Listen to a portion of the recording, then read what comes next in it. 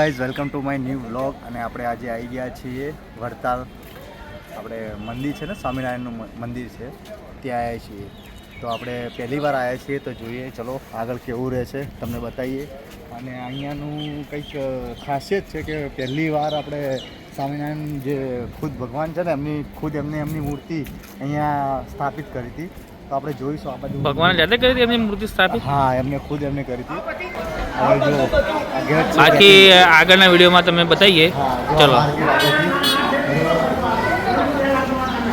આવી રીતે તમારે રોકાવું હોય તો આવી રીતે ઓફિસ છે, તમે તમારા ટોકન લઈને રોકાઈ શકો.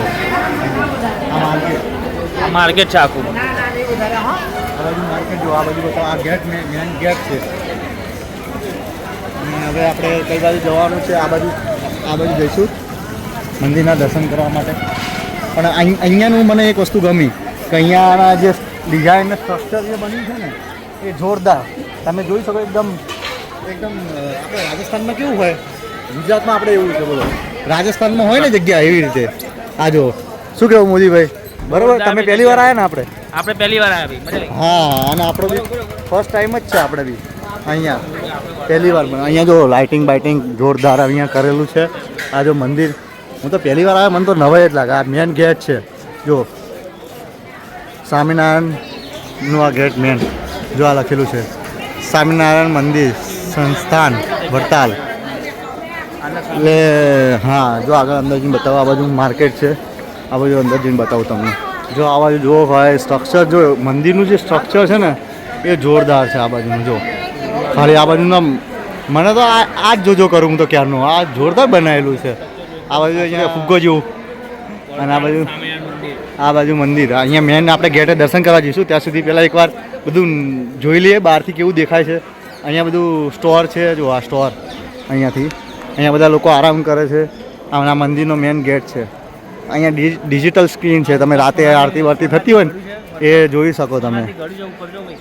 અને આ બધું જુઓ, એકદમ મસ્ત.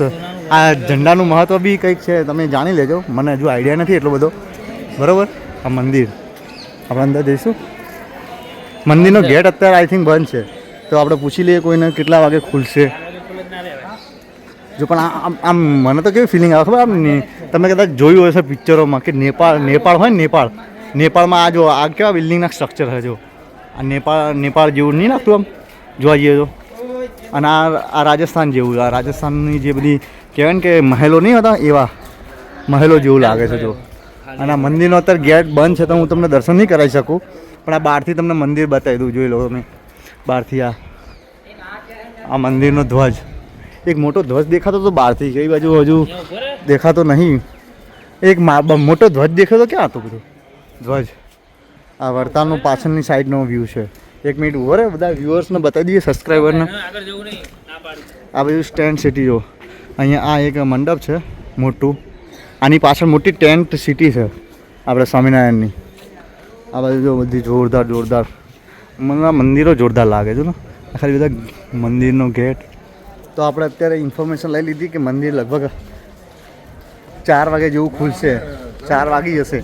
અને આપણે અહીંયાથી નીકળ્યા હતા, આપણે આણંદ ગયા હતા. તો આણંદ કંઈક કામ હતું.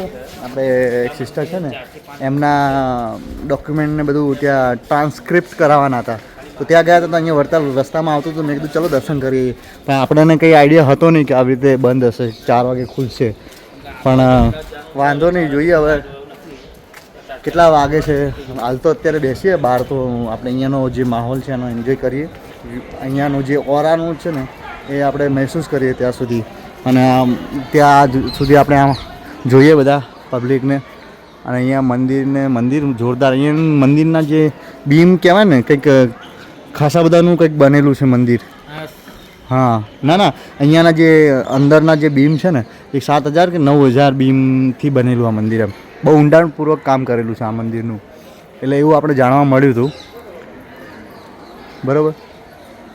જો ગાઈઝ, આ એક મેપ છે આખું. અહીંયા તમે મંદિરની સામે જ મૂકેલો છે કે શું જોવાનું. જો મુખ્ય મંદિર, સભા મંડપ, સાંસ્કૃતિક પ્રદર્શન ને બધું આમ કહેવાય ને કે અહીંયા છે.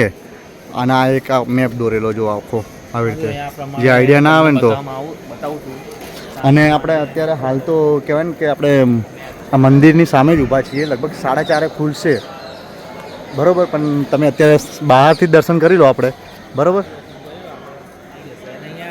ત્યાં સુધી આપણે એક ગોમતી તળાવ છે ત્યાં જઈએ અને ત્યાં તમને બતાવું ગોમતી તળાવ. હું પહેલી વાર આવ્યો પણ એવા ટાઈમે આવ્યો ને કે મંદિર બંધ છે. આપણને કંઈ આઈડિયા હોય નહીં કે કયા મંદિર કઈ રીતે આપણે જે અમુક આપણા જે મંદિર બધા હોય છે એમાં કંઈ એવો ટાઈમિંગ હોતો નથી મંદિરનો કે આ ટાઈમે બંધ થાય ને આ ટાઈમે ખુલે. બટ અહીંયાનો એક ટાઈમ હોય છે, અમુક ટાઈમે જ મંદિર ખુલે અને અમુક ટાઈમે જ મંદિર. અને આ બધું માર્કેટ છે. જો આપણે આ જો માર્કેટ, આ જો બધું અહીંયા બધું ખાવાની બધી વસ્તુઓ મળે. જો અહીંયા બધી મસાલા પેકેટ બધા લઈ જાય અહીંયાથી.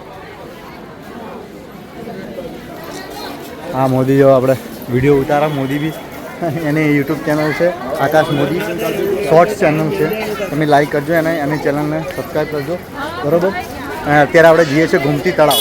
જ્યાં ગોમતી તળાવ છે ને ત્યાં જોઈએ ત્યાં શું છે. અહીંયાથી આપણે જમવાનું ઉપર મંદિરની સામે જે મોટી બિલ્ડિંગ છે ને ત્યાં જમવા માટેનું અહીંયાથી જવાનું. તો જોઈએ શું છે જમવાનું, તમને બતાવું. મસ્ત આઈ થિંક લસણ ડુંગળી વાળું જ હશે જમવાનું. તો જોઈએ આગળ. આવ્યો જો ગેટ. મને સ્વામિનારાયણના બધા મંદિરો એટલા માટે પસંદ છે બિકોઝ ત્યાંની જે સ્વચ્છતા છે ને એ જોરદાર હોય અને એકદમ ક્લીનનેસ જોરદાર. આ જો આ ગોમતી તળાવ આપણે જવાનું હતું, અહીંયા જવાનું હતું ગોમતી તળાવ. બટ અહીંયા શું થયું, કાલે પરમ દિવસે 4 છોકરા નાવા પડ્યા હતા, એમાંથી એક જણો અહીંયા ડૂબીને મરી ગયો. એટલે અત્યારે બંધ રાખ્યું છે. એટલે આપણે આગળ પૂછી લીધું, નહીં તો આપણે ત્યાં તમને ગોમતી તળાવ બતાવે. મસ્ત તળાવ, મોટું લેક એકદમ.